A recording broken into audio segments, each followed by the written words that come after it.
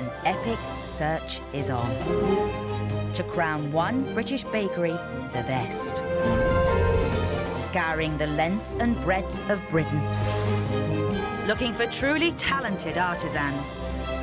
Every time you strive to perfection, and that's what I love about it. And champions of tradition, proudly baking their local specialities. That's good Yorkshire baking, is that? 36 have been chosen. 4 weeks of trials will push each bakery to their limits. Professional pride is at stake. Some will rise. That's the perfect brownie. Others will flop. Go and do it again. Throw it away. Just one will win. Britain's best bakery.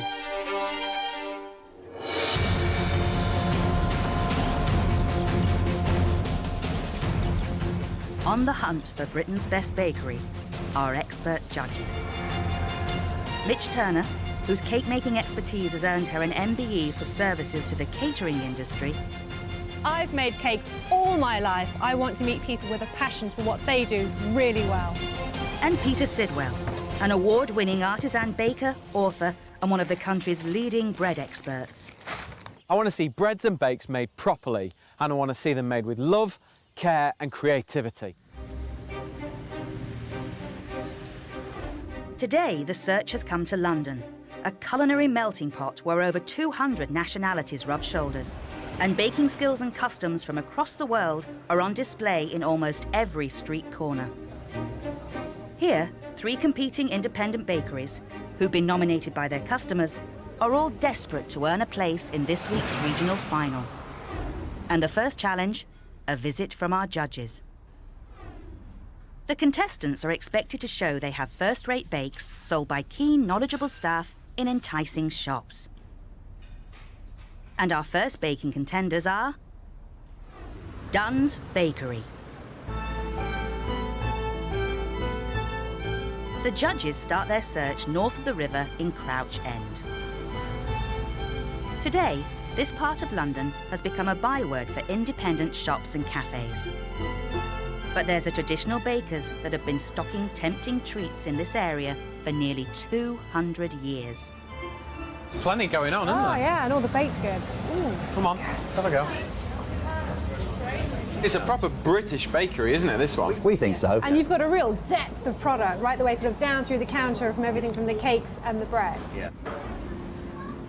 Dunn's Bakery is owned by 5th-generation baker Christopher Freeman, who employs 40 members of staff. Oh, lovely, lovely. Nice smell of chocolate in that, isn't it? Yeah. Good, good, excellent. Okay. I love white crusty bread. It's really what I feel very passionate about. And crusty oven bottom rolls. Oh. Mr. Freeman didn't get where he is today without being a stickler for the finer details. That's it. We are the best. You've got to have faith in yourself and faith in your staff.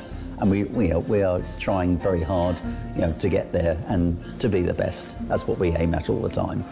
You're a very traditional bakery. Are there some real stalwarts in your collection that you could just not start the day without having on the shelves? Something like our sort of crusty bloomer type loaves like these with a nice crust to it. Can I look at that? Yeah, please do. So is this the London bloomer? Yes, it is. Traditional London bloomer. I believe a large one should have 13 cuts on it, which Right. that should have. So our baker's dozen, yeah? Baker's dozen. Cooked on the bottom of the oven to help give a stronger crust, Dunn's London Bloomer has been a staple of this bakery for 8 decades. And Judge Peter, himself an award-winning producer of bread mixes, gets stuck in. Wow. Super light, really light, It is isn't it? actually really light, considering it's such a big, hefty old loaf. If it's not cooked right, it'll say the crumb will stay really tight, but if you look at squeeze of that, it just springs straight back. Bounces straight back. That means it's cooked right the way through. That's nice. It smells really savoury. You say it's local flour? From field to mill to here to you, it's just 44 miles. Wow. It's lovely. Thank you. Proper London bloomer.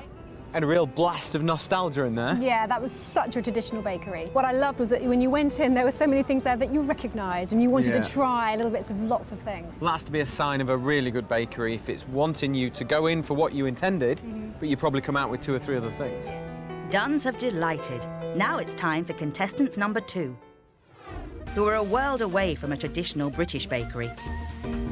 Meet Miss Cupcake. On to Brixton, the vibrant heart of southwest London, where the indoor market has become a foodie haven with a host of independent retailers opening up, including a bakery with a unique selling point, a vegan cupcake shop. I brought Pete in to have the naughtiest vegan cupcake in town. Everyone is welcome. The fact that they're vegan means that everyone can eat them together. So are these, firstly, Yes. really good cupcakes and cookies and treats, and then secondly, vegan? Well, I would say they're beyond really good, baby. This is the best you're ever gonna have. Canadian-born, London-based Miss Cupcake opened her self-titled Brixton business in 2011 after starting out as a home bakery. We don't do things in halves in this cupcake. We do lots of buttercream. And she and her 5 staff have not stood still ever since. We do over 150 different flavors, and every week we invent a brand new flavor. Yes, hooray! It's about beauty and gorgeousness. A cupcake is a present, you know? A present just for you. A strong retro 50s style and a total absence of dairy and meat ingredients make this an unusual baking proposition. Beautiful dairy-free chocolate. There's always room for more. I'm going to try the English rose. Oh, let's have a look at these. I've never, ever seen them where they've just got the natural rose petals on the top there. They're a natural product, so they're very safe to eat. Completely edible. Oh, yeah. And the petals aren't the only floral touch. Miss Cupcake flavours the whole English rose cake, not just the icing, by running rose water through the sponge. So that really is a 50-50, isn't it? Wow. You've got all of that filling and sponge underneath there. I don't know which end to bite first, the icing or the You cake. gotta get the whole thing in your mouth, baby doll. That's really creamy. And it's not sweet. Thank you. Completely not what I expected. You know, you kind of think, oh, vegan bakery, okay, great, you know, but I'm not quite sure whether it's gonna taste that good. But wow. And it doesn't taste vegan. Then I've done my job right. Really surprised. Cupcakes naturally spell out butter, sugar, eggs. You know, to be able to produce something like that without using any of those components is a real kind of chemical expertise. Bit of alchemy, really, isn't it? Absolutely. For the final contestants, the judges are heading back across the Thames to Aroma Bakery, the suburb of Palmer's Green, home to the largest population of Greek and Turkish Cypriots outside the Mediterranean Isle. So it's no surprise to find a genuine Greek neighbourhood bakery.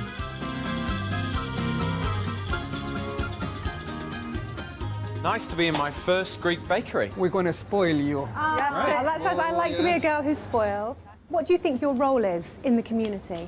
I think people respect us because we treat everyone as we expect to be treated ourselves, and it's a very family-orientated business. We make them feel special, yes.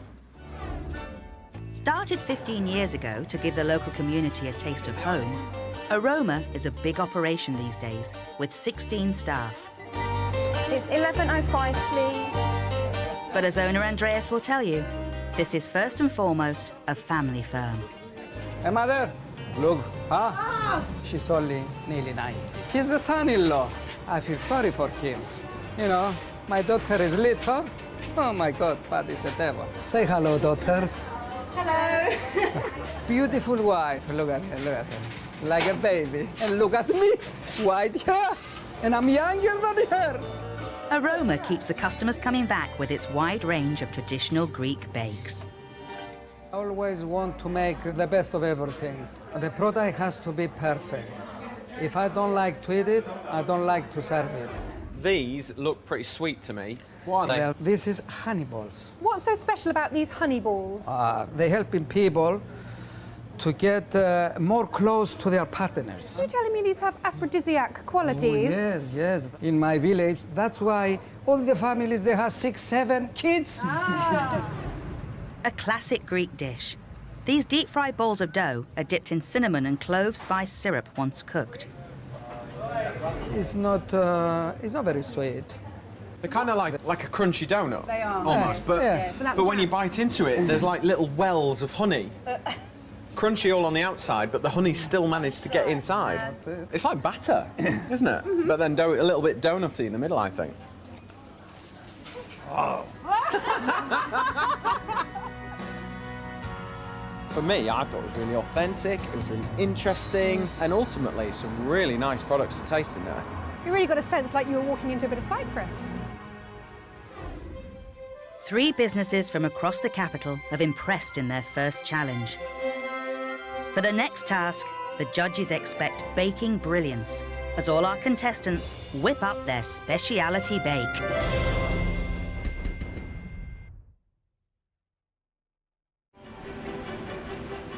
The hunt for Britain's best bakery has reached London. And it's time for our contestants to show off the bake they feel best represents their business. In today's second challenge, the speciality bake. The judges want to be served each bakery's very best. First stop for the judges, Dunn's Bakery in Crouch End, North London. So that's 15.56. Would you like a bag? A 200-year-old business with British baking heritage. I don't know what it is about Dunn's, but people come from all over for the bread. Once they have a taste of it, they come back again and again. The Swiss ones are actually my favourite. They're a childhood favourite, so I keep coming back here for this one in particular. Now it's the owner of Dunn's, Mr. Freeman's turn to explain what they will be making from their wide range. The speciality bake that we're preparing for you today is the Battenberg, which is one of our trademark lines. The Battenberg is a classic British sponge cake made up of quarters of white and pink sponge sealed in a thick layer of almond marzipan. Baking history suggests it was first made as a royal wedding cake for Princess Victoria of Hesse, Queen Victoria's granddaughter, when she got married in 1884. Is that a cake that stood the test of time then here? Actually, we've seen a bit of resurgence in them recently. It's having that real nostalgic, retro, fresh appeal. So I can't wait to taste your Battenberg. I'm sure you enjoy it. I'm every confidence in it. Excellent. Technically not the most challenging of cakes because it is a sponge base. It does have that kind of love or loathe scenario because of the amount of marzipan that this cake is wrapped in. I think the mass producers have kind of killed this one off. I don't think there's many people that have had a handmade Battenberg. Running Dunn's for nearly 40 years, Mr. Freeman has learnt to delegate. The baking of this Battenberg is bestowed on his master baker, Mark. Yeah, I think that's all good. He starts by taking a large scoop of flour, followed by a shovel of sugar and a barrel of butter. This is an albumin dried egg white, and it just gives the sponge a bit of stability in the oven. Mark then mixes whole eggs and milk and slowly adds to his super-sized mixing bowl. Scraping it down so we get no lumps in the sponge. Then he lays the sponge mix out flat, ready to bake. That'd probably take about 20-25 minutes in the oven. Once out of the oven, the basic Battenberg sponges undergo a bit of a trim. When the sponge is put together, you don't want a brown line between the sponge. You just want to see the square of white, the square of pink, the square of pink, the square of white. Just measuring basically how much sponge I need. The coloured layers of sponge are sandwiched together with apricot jam to give the Battenberg its classic checkerboard look.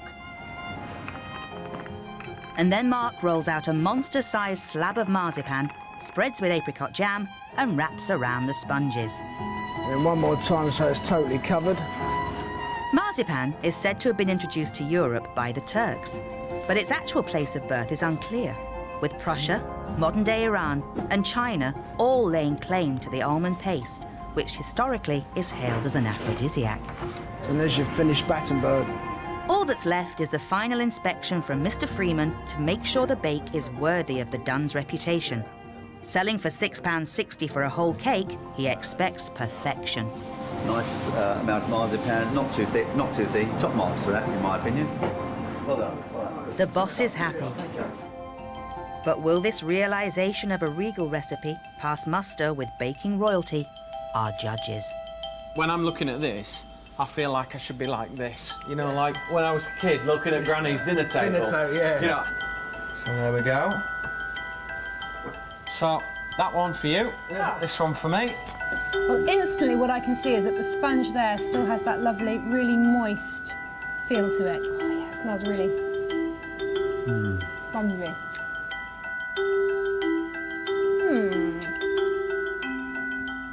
Marzipan is lovely. And the sponge is light and fluffy. It doesn't actually pack a lot of flavour, does it? No. The flavour really comes from the marzipan And a jam. and the jam. The jam's lovely. I thought the cake had good texture, but I thought the cake lacked a little bit in flavour. Right. It didn't really deliver for me. Very pleased. Couldn't ask for more. Next up, Miss Cupcake in Brixton, London's first entirely vegan bakery. My favourite cupcake would be a toss-up between the Ambassador and the Red Velvet. They're just so nice and so welcoming, and especially to have an all-vegan bakery in London is just amazing. So what will Miss Cupcake be whipping up for her speciality bake? There is one flavour of cupcake that we sell thousands more of than any other cupcake. It's called the Ambassador. Miss Cupcake's chosen speciality bake is a vegan hazelnut and choc cupcake, named after a well-known chocolate sweet. I've got big expectations on this one. I do feel secretly confident. Always goes a long way. Yeah. It'll be interesting to see what sponge she puts underneath it, whether she goes down a chocolate, a nutty or a vanilla. Miss Cupcake, as proprietor, will be delegating the sponge making to her assistant, Zara. She takes flour and cocoa powder. The better quality cocoa powder, the better quality your cakes are going to be. And my favourite ingredient in the whole wide world, sugar! And a teensy little bit of salt to even things out. The dry ingredients are mixed. Miss Cupcake's determined that the 1% of the UK population who consider themselves vegan can still enjoy a naughty treat. This is where the magic happens. To bind everything together and give the cake some lift, whilst keeping things strictly vegan, soya milk and cider vinegar is allowed to curdle for 10 minutes. Then added to the mix. An inventive solution that means there's no need for eggs. And a light rapeseed oil is a substitute for butter. Then one more covert vegan trick. A secret ingredient. I can't tell you what it is, I'd have to kill you. Okay, in we go. Miss Cupcake spent many an hour perfecting her vegan cakes at home before going into business. Don't work that flour too hard. So she's not about to give away her magic tips.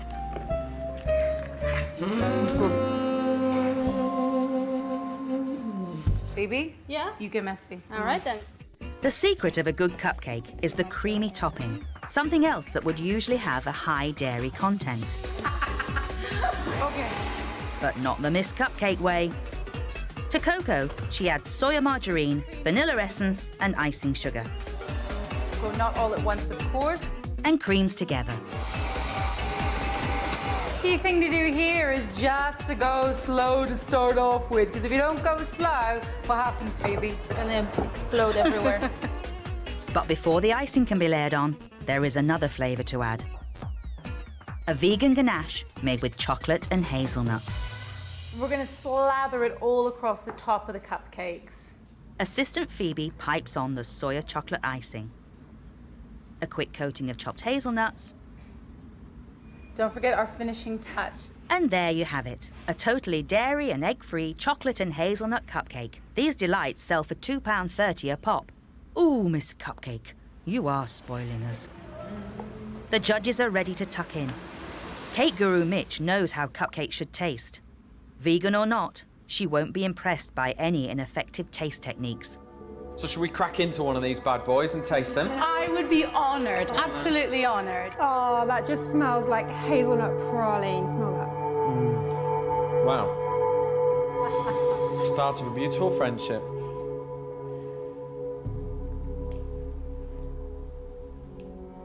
This has got good chocolate in. You can tell straight away. What I'm finding is those nuts have been really well roasted. Not to the point where they're burnt at all, but to the point where it's really maximised their flavour. It doesn't taste oily at all either. Great. I'm still amazed that it's all vegan. I think this is a real destination for cupcakes, but does that make her Britain's best bakery? The final speciality bake, and it's to Palmer's Green in northeast London. In the late 1980s, members of a local family lost their jobs during a recession. But they turned disaster to triumph, setting up a bakery that is a popular part of the Greek community to this day. Lovely Greek food, you've got your savouries, you've got your sweets, and you leave absolutely full and happy. We come up from Croydon to have the food. Let's face it, these are the best corbiers in the world. Well, this is our second plate so far. We've only been here an hour. What? Because it's nice and long. And it's time for owner Andreas to reveal what Aroma will offer. Well, the speciality bakes, it will be baklava, I think. Oh, I was hoping you were going to say that. It's one of my absolute favourite treats. Baklava is a traditional Mediterranean sweet bake made up of interwoven sheets of phyllo pastry with chopped almonds, butter, and an awful lot of sweet sugar syrup. I think I will please you with the one we're going to make. OK. And you'll be happy, I think. I wouldn't say I've probably had the most authentic ones, so I'm quite looking forward to it, really. Back in the bakery, and Andreas has charged his #1 baklava chef, Abdullah, with the responsibility of making the perfect bake. Here I've got Abdullah. He's like a son to me. An ancient dish, the exact origins of baklava are unclear, but it's believed to have been served as an Easter celebration treat, with 40 sheets of pastry dough to represent each day of Lent. The first thing Abdullah has to do is to start the complex weaving of the phyllo pastry. And you put it crosswise. Each layer is then brushed with melted butter. We've got some pieces of phyllo, which we cut small, and we put them inside to make the baklava, when it's finished, more light, more delicate. With several layers in place, Abdullah adds the chopped almonds with cinnamon before adding more layers. Depends how many you want. You can put 20. You make it like this if you want. Before the finishing touch. We can cut it squares, we can cut it triangles, you know, any way you like. The thing that makes our baklava special is the care and the love that Abdullah puts into it. Look at him. You know what I mean? He was looking at it with love, you know, and tenderness, and that's it. Yes, this one is the last part. It's like you put makeup. A woman puts makeup on herself to make it look nice. Baklava may be a simple bake, but it needs 2.5 hours in the oven, which leaves plenty of opportunity for Andreas to have some quality customer time. Oops, the Cuba boy. Oh my. The baklava, I think you can hear now the beep, beep, beep. I think it's ready for the baklava to come out. They will fall in love with it. To finish, another brushing of butter, a liberal dousing of sweet sugar syrup, and a dusting of chopped pistachios. Andreas sells this dish for 60p a slice, or £8 if you fancy the whole tray. It's ready for the judges. I think I'm confident they're going to like it. Oh, that's what I was hoping for. Look. You get that lovely sort of sandwich of the nuts in the middle with all the spices. And then, calm down. And then you've got the layers of pastry on the top that are really sort of the light, flighty bit, which is going to give you the crunch when you bite into it.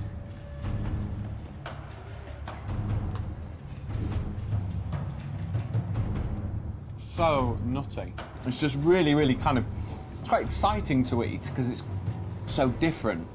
It's just beautiful. Well, you've got the whole tray there. You can finish it if you like. So, off the back of that, you must be pretty confident. I think we are. Yeah? Yeah, after we've seen your faces and you are chic, whoop, hip for the holidays, definitely we are confident. It is so sort of naughty, so syrupy. It's really indulgent because you don't need to have a lot to be very satisfied. Liking the dish is a step forward. If they didn't like it, then we had no chance. Aroma's decadent Greek treat and Miss Cupcake's signature ambassador have proved to be successful specialities. Dunn's take on the Battenberg impressed less. But they've still a chance to wow in the final challenge. as the judges set all the contestants the same recipe in today's Baker's Dozen.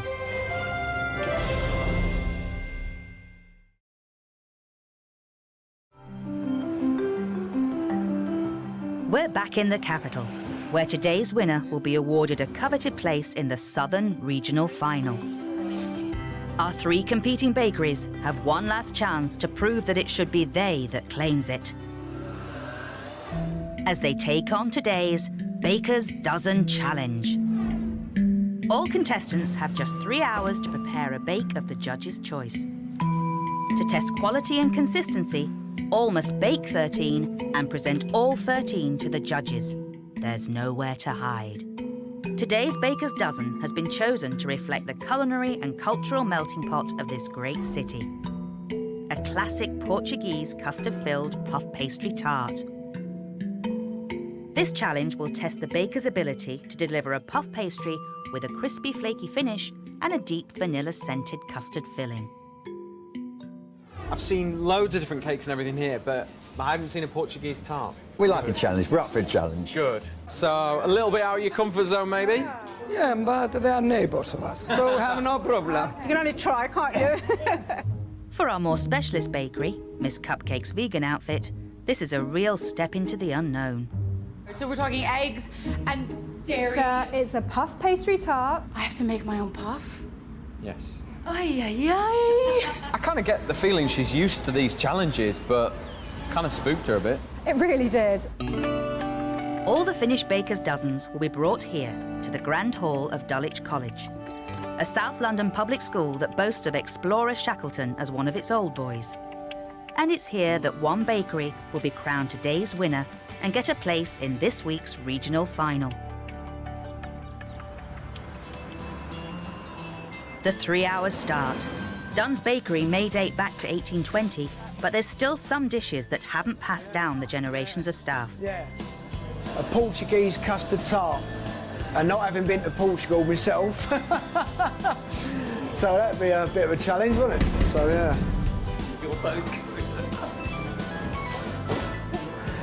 Yeah. Hello, is that the Portuguese ambassador? The first part of the bake will be a technical challenge to make the puff pastry case that will hold the custard. Dunn's master baker Mark mixes flour and water, but there's one thing bothering him. Rolling it out to quite a thin consistency when the puff pastry's just been made. I'm fingers crossed on that one. At the Aroma bakery, Andreas has given baker Philip permission to marry his daughter and the job of making their puff pastry. Andrew asked me to make it because I'm very lucky. Most things I do come out all right. I have to trust him sometimes, you know. I mean, I'm getting old. I have to pull back a little bit, you know. So the pastry is going to be wicked. I know that much. Look at this. It's like a baby. I like it.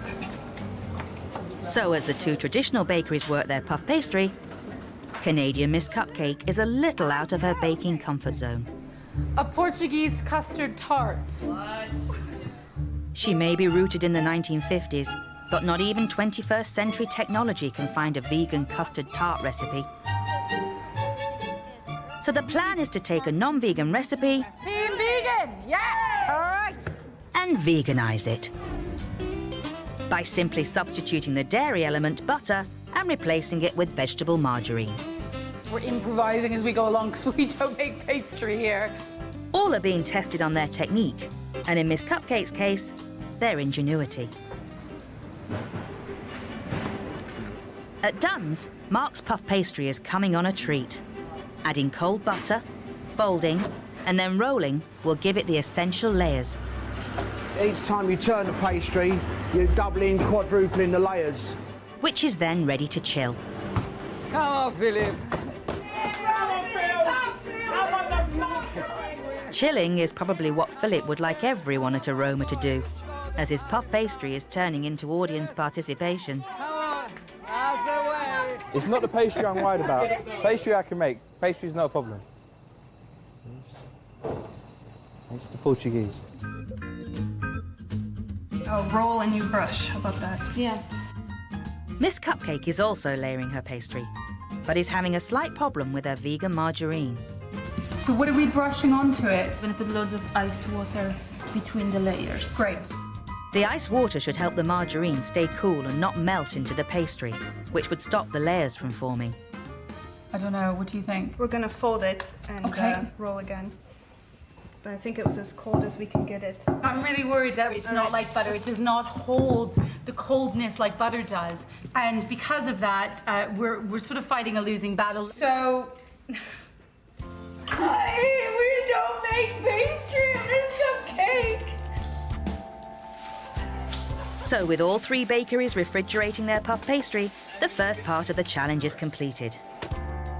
The bakers can now show off their creative skills, making the creamy custard filling, but they'll need to keep an eye on the consistency. All 13 must be uniform. At Aroma, Philip starts by mixing eggs, sugar, 120 grams of corn flour, and corn flour to thicken. We've done our part, now it's all on Philip. So what happens if I mess up? Well, if you mess up, I'm sorry, but... You're stupid. You are completely. And for Philip, there's more at stake than just the baker's dozen. Mr. Philip Pudding here is married my daughter in September. So if he mess up, I will think twice before I give my daughter to him. Baker Mark is well underway with his custard, as he adds milk to egg yolks before a good slug of vanilla extract. Just to give the custard a bit of extra flavour. Yep. At Miss Cupcake, the search for a vegan custard has gone international. Va bene. Ok, grazie. Grazie, ciao. As assistant Sarah phones her mum in Italy. You can do it. I made it once. Okay. Come on. Okay, so Sarah is in charge of this recipe. Her mother made a version of this for her that was vegan. So we're gonna use that as our starting point. She takes real vanilla pods and soya milk. Sugar? Yeah. This is the way your mama does it. Yeah, I think she was doing this. Before adding corn flour. And we're gonna put in a pinch of turmeric, and this should just bring the color to life, okay? So. It may be dairy-free, but it isn't lump-free. A lumpy vegan custard is better than no vegan custard at all, right? Okay. Thank you very much. In Palmer's Green, Philip's custard is going much more smoothly. When you're working corn flour, you can't stop stirring it, because the second you stop, it will burn on the bottom. Go on, Mark. Less of the talking. Get on with the Portuguese tart. In the name of Dunn's. With all 3 bakeries happy with their custard filling, it's on to the final stage, assembling the tarts. A light little greasing round. At Dunn's, Baker Mark starts to make his pastry cases. Using the traditional method of rolling strips of pastry, cutting, and then moulding into a tin to give a distinctive swirled puff pastry base. Keep rolling. Talk and roll. You cut it and then I'll start. Despite being a custard tart novice, Miss Cupcake is also using the conventional method for her unconventional pastry. You can see the layers in there. They look at that. Yeah, they look great. Yeah. Enough. I think up to about here, maybe. Back at Aroma, and Philip is ready to fill the unbaked pastry cases. Half of us think that we should blind bake the pastry and then put the filling in. And the other half of us think we should put the pastry and the filling in together. And what I'm going to do, I'm going to put the pastry and the filling in together because we're a bit pressed on time. I think it's a massive gamble because I'm not sure how wet the filling will be to affect the pastry. Aroma aren't the only ones. At Dunn's, Mark fills his uncooked tarts with custard. And lots of cinnamon on the top of my Portuguese neighbour tells me. Yeah. Under the watchful eye of owner, Mr. Freeman. I'm hoping that the Portuguese neighbour has given him good information. And back in Brixton, Miss Cupcake is also not blind baking. 1, 2, 3. That's it? That's it. Ready for the oven now. And just pray they're gonna come out okay. Okay. 18 minutes, fingers crossed. Let's go. Fingers crossed. The competitors won't get to try their finished results until the judges have given their verdict. 20 minutes later, and Mr. Freeman seems happy. They look good. Got that yeah. homemadey look Yeah. about them. Yeah. But at Aroma, Philip's rather generous filling seems to have exploded. Cut here, cut here. Leave it to cool down. The Portuguese Custard Tarts. They actually do smell very nice. Yeah, I can smell them. I don't have to go down there. Yeah, but I didn't know if it was me that smells nice or this that smells nice. You're going to sprinkle a bit of brown sugar on them, give it a little flick with the blowtorch. You know, a bit of makeup. Oh, look at that. And in Brixton, Miss Cupcake's cobbled-together vegan custard tart recipe may just have worked. Oh, I think they're fine. Oh, praise the Lord! They look amazing. The 3 hours are up. There's nothing the bakeries can do but pack their pastries and head off to the judging venue, where their fate will be decided by Mich and Peter. With the judges looking for consistency as well as quality, all 13 of the Baker's Dozen Challenge have to be presented. From Brixton, South London, Miss Cupcake and her vegan custard tarts. Will her improvised dish prove a surprise hit, like her meat and dairy-free cupcake specialities? It's kind of like a horseshoe for good luck, right? Dunn's, the traditional bakery from Crouch End, have prepared meticulously their Baker's Dozen. Rusticy, you know, rusticy looking, homemadey looking. Be in the shop Monday morning. They'll need it to be a taste sensation after the judges thought their speciality Battenberg lacked a little in flavour. There's look how cast your eyes over there. Theirs looks like they got no filling in from here. I mean, I know I haven't got my glasses on. And family firm Aroma. It's no surprise that their Portuguese custard tart has a distinct Greek puff pastry style. Will this taste of their homeland be as well received as their decadent Baklava speciality? I'm feeling good. I tell the judges to close their eyes before they eat them. So they have no problem. No problem at all. The bakers have done their job, but only one can go through to this week's regional final. Who gets the glory? It's all down to our judges' tasting.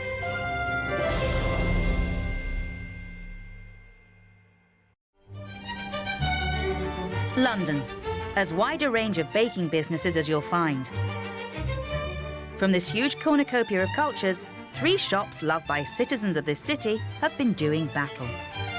But only one can represent London in our Southern Regional Final. Today's competition to decide who is reaching its climax. And all our contestants have brought their wares to Dulwich College, South London.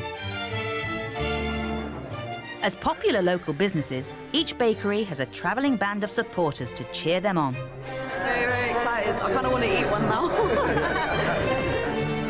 But only one can fight on in Britain's best bakery. Judges Mich and Peter must decide who. As respected leaders in the UK baking industry, they know how to make the very best, and they expect the same from our contestants. The vegan queen of South London, Miss Cupcake, is first for scrutiny. So we'll start with you guys first. How on earth have you managed it with your vegan products? Well, we just had to start from scratch. Instead of using butter, we used a combination of different vegetable margarines and vegetable fats, which are a much more temperamental beast to be working with. The tart should have a depth of vanilla flavour. Miss Cupcake used real vanilla pods. Look at all those flecks of vanilla. Yeah. That's what we like to see. That means you've used real vanilla. So that's great. And they all look the same, don't they? Yeah, they've quite got regimented. Nice uniform, and then the pastry bases. No soggy bottoms. No, my bottoms are not soggy. They're nice pastry base. I mean, they really look like... They do. They look like custard the custard tarts. tarts. Well done. Very good. Well done.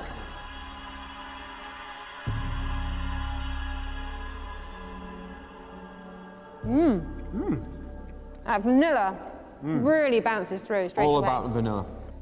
But the pastry, God, that's a little bit doughy for me. So we've tried one. We've got to make sure the consistency's there as well.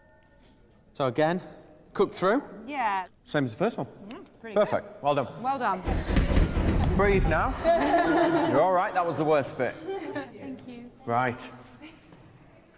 Next, Dunn's Bakery from Crouch End. The judges thought their Battenberg came up short in the flavour department. Can their Portuguese custard tart impress? How'd you get on, all right? Well, yeah, in the end I did, yeah. It was one of them funny situations. I thought, Portuguese tart, what's that? The judges will be looking for the traditional swirled puff pastry base.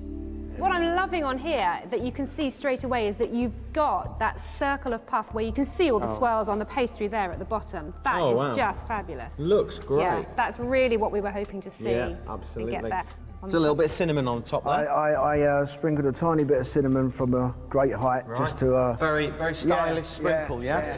Good stuff. It's all in the sprinkle. Yeah. Cutting down through there. I'm getting that lovely, can you hear? Crunch on the pastry.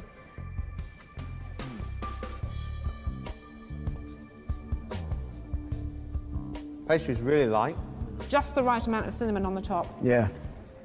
The custard is beautifully baked. It's really creamy without being cloyy, and there's no holes in it, and the pastry is beautifully presented. That's delicious. Very well done. Thank you very much. So we'll check another one for a bit of consistency. Yeah, got that sound. Exactly the same. Well done. Lovely. Thanks very much. Really enjoyed that. Cheers. Trouble. Finally, Aroma, our family-run Greek bakery from northwest London, whose sweet baklava went down well with the judges. But will their custard tart be just as good? And quite low with the filling, so it'll be interesting to see if it's actually baked into the pastry. We haven't got the swirls on there in terms of where it's been cut. No, I'm hearing you. Andreas, I hear you. Okay, already. Having no swirls in the pastry case and a distinct lack of custard could set them back. Oh, look at that. It just literally melted in there. Yeah, there's a good amount of filling on there. See, that surprised me. It did. It looks like it's deceptive. You've got the thick crust around the outside. It's a Greek part of it. I was worried it was going to have a really thick base of pastry, but it hasn't. Very light. That pastry is fantastic. Well done. The layers on that pastry, the crumbliness on there, the lightness and the bite on that is truly, truly great. Just the right amount of pastry. Want to try another one? Make sure they're all the same, yeah? Okay. Just one. Okay. See, it sounds crisp, light. Pastry's good. Custard's good. It's given us lots to think about. It really has. Tough job, huh? That's a really tough challenge today. All the bakers can relax, but Mich and Peter's work starts here. Slight subtle differences, nuances that really separated the three. Considering everything they've eaten, seen and heard, they must pick just one of today's bakeries to progress to the Southern Regional Final. So the supporters tuck in as the contestants play the waiting game. Very, very different. Very nice. Okay, thank you. The whole experience of Miss Cupcake, she has a very infectious nature and character. Very difficult to replicate using vegan ingredients. Did incredibly well, I thought. It was a lovely vanilla custard. Yes. That's what really came through. For me, that was a really pleasant surprise to bite into. So creamy, it's just perfect. Aroma Bakery. As I came over to the table, Yeah. my heart were sank worried. a little We were bit because I worried. thought they do not look right. They looked a bit dry, and there was like, it's like, where's the filling? So I was really pleasantly surprised. It's Speciality bake. That really delivered. Oh, I love that. I would take a vat of that home with me. Dunn's Custard Tart, that swirling and kind of marbling of the pastry on the bottom, that was exactly what I was looking for. And they were the only one that nailed that as a bakery. I would have loved to have seen some cinnamon in the pastry. At least they got it on the top as well. They've built some reputation, haven't they, over the years, and they do deliver consistently every day. I think we might have done enough. Anybody else want baklava? He's here. Where are you? Tough decision. I think we've got a winner, yeah? I'm happy with who we've chosen.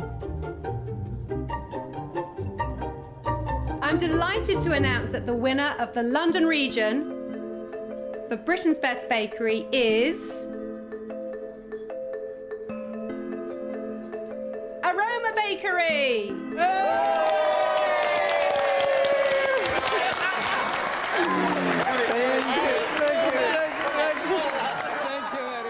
Today's victors, Aroma, the Greek family bakers from North London. Amazing, crazy, unbelievable.